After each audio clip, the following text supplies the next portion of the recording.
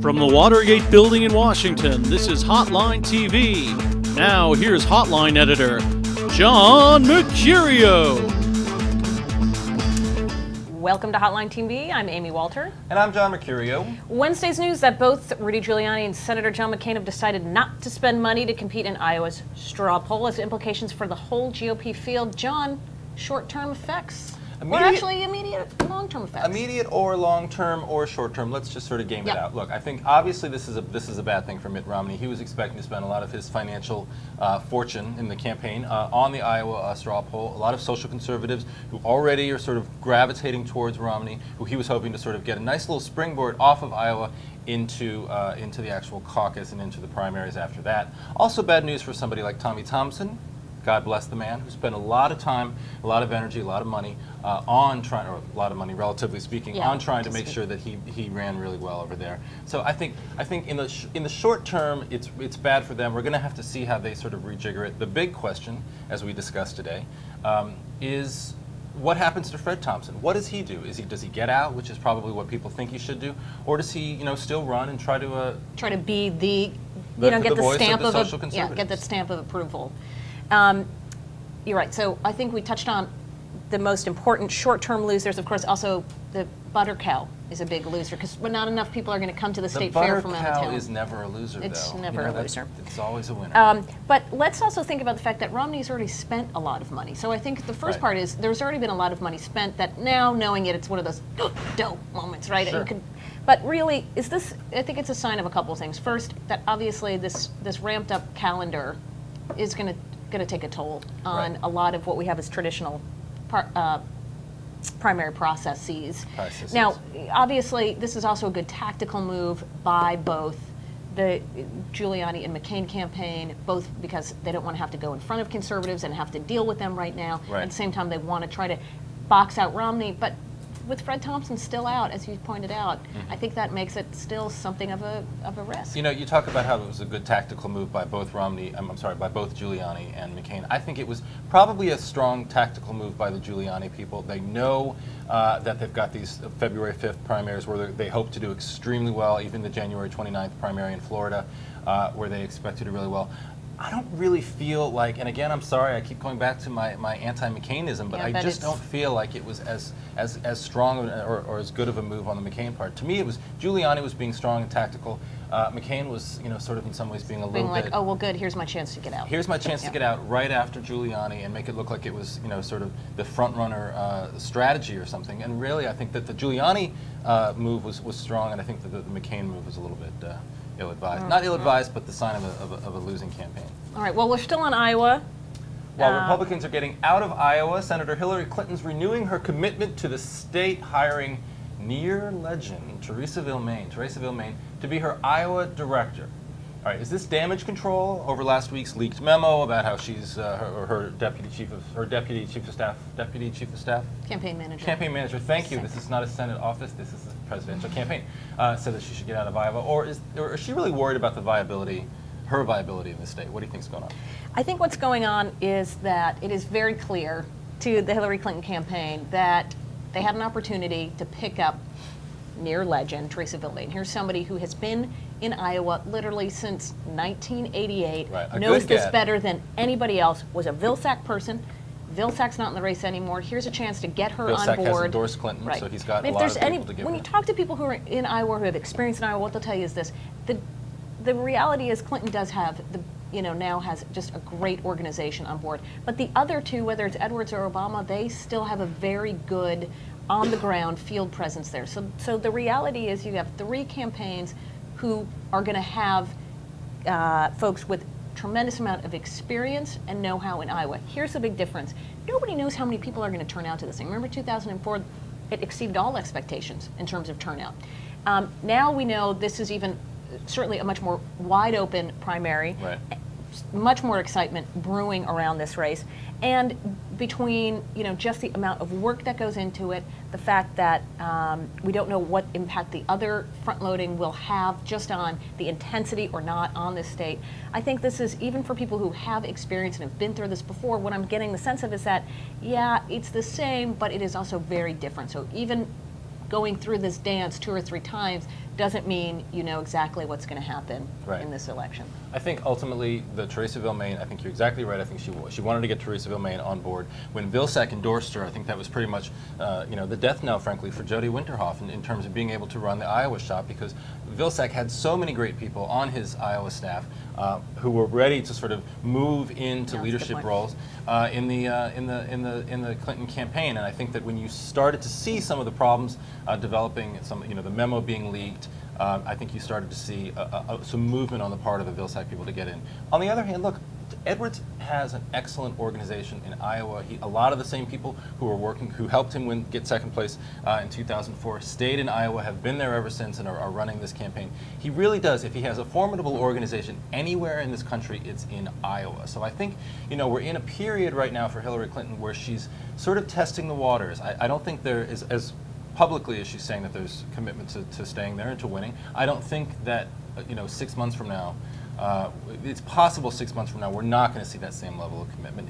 But that's not so bad for her. She's got other opportunities in New Hampshire and in the February 5th states where I think she can obviously Bottom line, though, John Edwards has to win Iowa. So Absolutely. The pressure still, for all the talk about Hillary Clinton and what's happening there, the bottom line is the pressure is still on John Edwards to win here. For all the talk about anything from in either party, Democrats or Republicans, the one person for whom Iowa remains the biggest must-win state at this point, much like it was for Gephardt in 2004 for me and or Wes Clark.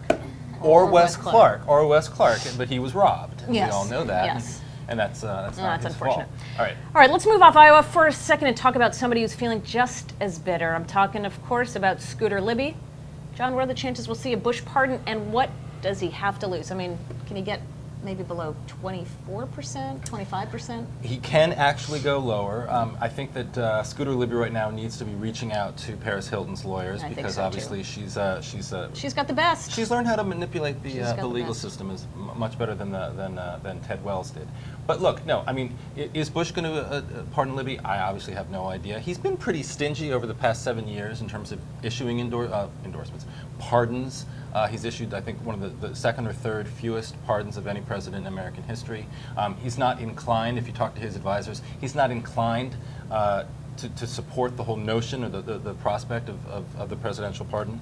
On the other hand, you have a lot of conservatives who are so angry at him over immigration, who are so angry at him over so many other issues, spending, just his overall inability to handle the war properly. That this would just be another nail in the coffin to these conservatives who are saying that Scooter Libby and also for a was guy jailed for no reason. who is, if anything, gets criticized for being too loyal, right? That he's kept on people that maybe he shouldn't have kept on, or stuck by people. Here's a guy who was loyal to the very end to the administration, and they're going to let him sort of sing. But don't you agree that the bigger problem is not for Bush and his legacy and his approval ratings? It's really what the White House aiders do with this, right? Right. It's a bigger problem. Fred Thompson comes out and says, absolutely, he should be pardoned. This is, egregious. We had the other candidates at the debate, the other Republican candidates also say similar things just about how ridiculous they thought the sentencing was. Right. That sounds fine today to a Republican red meat Right. crowd. Do they really want to see that come up in ads if we're also seeing continuation of the Abramoff scandal and other ethics problems that... Right. I was just going to say that, I think it is a red meat issue. It's a conservative base issue. So I think it actually has its only real impact right now is in the primary. So that's why I think it actually ends up being a net benefit for somebody like Fred Thompson, a close friend of Scooter Libby, who's openly urging Bush to pardon him. In the general election, unless you're able to tie it to a larger picture of corruption or you just tie it basically to the... Well, it is, but you tie it to... It's difficult, I think, to make a strong issue when you've got the war, you've got immigration, you've got the economy, and other things that your sort of typical not inside the Beltway voter is paying attention to. Well, there's no doubt you don't make Scooter Libby an issue in a campaign, but what you do is if the goal for every Republican in 2008 is to stay as far away from the Bush third term, right, that they're not going to just continue being in... Anytime you introduce a Bush-ism, right, and the Libby scandal certainly introduces the frustration for a lot of voters about what they felt in 2006, why they ousted so many people who were incumbents. So that's simply what I'm saying. Like, I agree with you. You're not going to make an entire campaign ad about Scooter Libby. Free Scooter Libby. Yeah. All right. All right, last up today, at least a dozen names have surfaced as potential contenders for the seat of the late Senator Craig Thomas, who passed away earlier this week. But Amy, what will the Wyoming Republican Party be looking for in their pick? How much focus do you think will be put on finding someone who's viable for 2008, who may end up having to run against Governor Freudenthal? Well, that's the real question is, maybe I'll turn this around, It is shall I? indeed. Woo! Which is Nice. this weird, crazy Wyoming rule here. Of course, in Wyoming, they do things a little bit differently, as we know. We all know. We all know about Wyoming. Anyway, so the state Republican committee submits 3 names, then the governor gets to pick one of those 3 names. Correct. To fill the seat, right? There are So a couple now- other states where they do that, though. I think where, Fine. you know, Don't- you've got I'm on a roll. you're All right, I'm making it about Wyoming right now. Don't come in here with your facts Germany invade and Poland. your yes. All right, I don't need to know that. All right. Go. Roll. Apparently there are runoffs in some states too, but you know what? We're not talking about that. What we're talking about right now is the fact that it's really in Freudenthal's hands. Indeed. Indeed. He's going to look at 3 names, and of course how they come up with these will be fascinating. Now, does he make a pick based on somebody that he thinks will be the weaker 08 candidate? Does he make a pick for somebody who he thinks is just simply wants to be a placeholder? Dun, dun. Dun, dun, dun. And does he really want to run in 08? Now, you can say, boy, this is certainly a better year to run. Right now it's shaping up for Democrats across the country. Wyoming, I don't know. Does Freudenthal, does he really want to come to Washington? He seems more like the kind of guy who does very well when he's a not national figure, right? He's a, Sure. once he gets a D, a national D after his name and has to run with the top of the ticket, presidential candidates, totally different story. Right. Well, there's two dynamics going on here, both of which have historical precedents. First of all, Senate people who serve out the remaining terms of a senator who's passed away have a very, very, very hard time holding on to that seat, have a very hard time going into an election and actually holding on to it. That's John Seymour or Harris Wofford or Shayla Fromm from Kansas. You know, those people you can't win, or it's very difficult to win.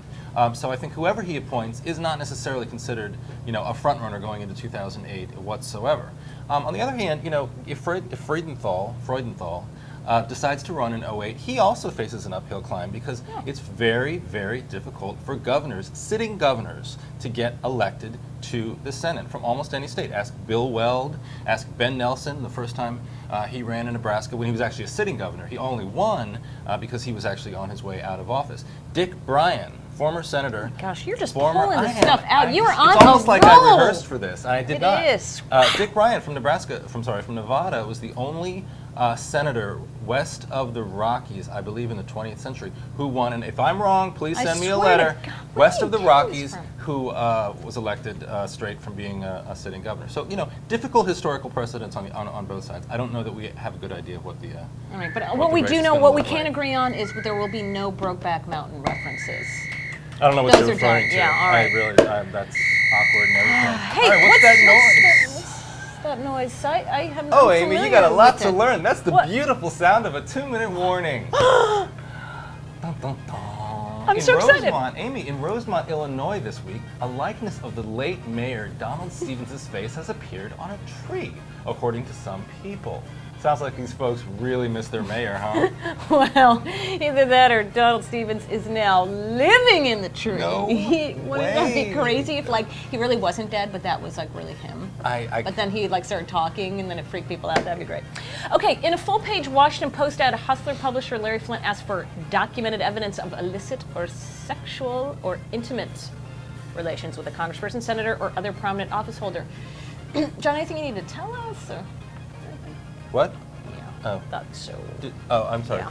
Go ahead. Paris Hilton was released from a Los Angeles County jail Thursday after less than 5 days of her 45-day sentence. She'll serve the remainder of her sentence in home detention. Is there no justice in America, Amy? Yeah, I think Scooter Libby needed to find a new lawyer. Damn He should straight. have got- or maybe just long extensions. Beautiful hair, and a tiny little dog. Tiny little dog. Can you picture Scooter Libby saying, "That's hot"? Just thinking That's about it. That's hot. Tanya Bell, the woman charged with plowing through a DC festival after smoking crack all day long, was fired this week from her job as a receptionist for DC Councilman Marion Barry. Is she innocent until proven guilty? Listen, I'm not naming names, but I do know one thing. Someone set her up. Well, we have tiny little dogs, and all the rest of us are out of time today. Thanks very much for watching, and remember, have your pet spayed or neutered. Indeed. We'll see you next time on Hotline TV.